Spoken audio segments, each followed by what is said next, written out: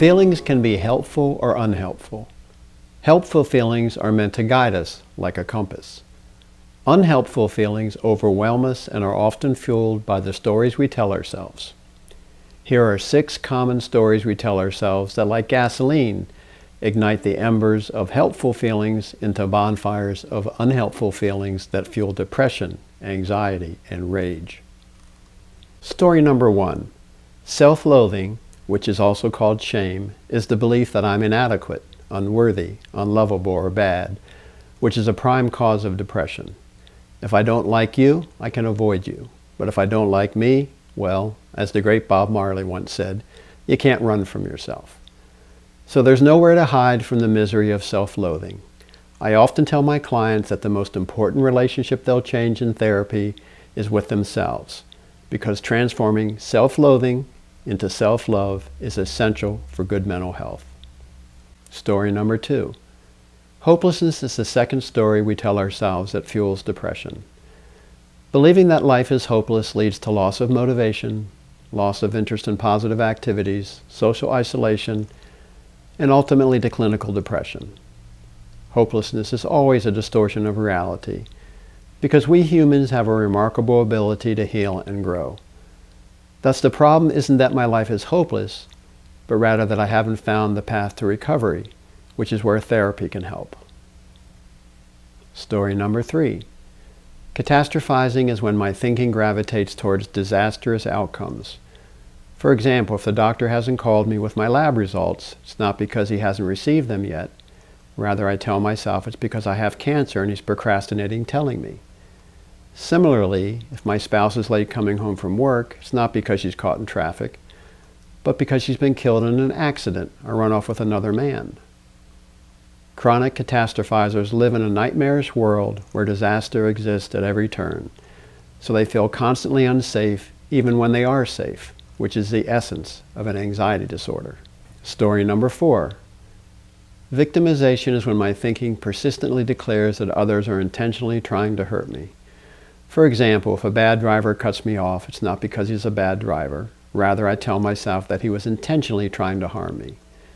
Similarly, if my wife tells me I hung the picture off center, it's not because she's trying to help me get it right, but because she likes to criticize me just to make me feel bad about myself.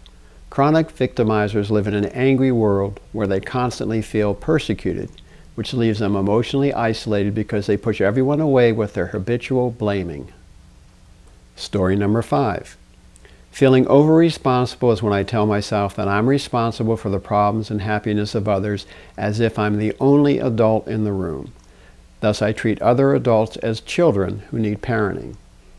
People who chronically feel over-responsible for others put the world on their shoulders because they see fixing others as their full-time job. This leads to depression, anxiety, resentment, and feeling stressed out because such persons ignore their own self-care in lieu of caring for others due to mistaken beliefs about what they can and can't control and what they are and are not responsible for. Story number 6. Musturbation is a humorous word coined by the great psychotherapist Albert Ellis to describe how we upset ourselves by insisting that things we cannot control must be a certain way for us to be happy. According to Ellis, there are 3 main masturbating stories we tell ourselves that cause most of our emotional upset. I must be perfect, people must act the way I want them to act, and life must go the way I want it to go. Demanding that things we can't control be other than how they are is a surefire recipe for unhappiness. Thus, good mental health requires the wisdom to accept what we cannot control and the courage to change what we can control, which often means changing ourselves. If you recognize any of these unhelpful stories, then you've probably uncovered a source of your unhappiness. If you want to change the way you feel, you must change the stories you tell yourself. In fact, all of these unhelpful stories are distortions of reality, so you must work to see and accept things as they are, so you can focus your energies on what you can control, such as the stories you tell yourself. If you would like help uncovering and changing these unhelpful stories, then visit my website, SerenityOnlineTherapy.com, to learn more about me and the online services I provide. If you found this video helpful, please click the thumbs up button. And if you want to hear more from me, then subscribe to my channel, Counselor Carl. I will be publishing a new video every other weekend. And finally, keep paying attention to your life. Until next time.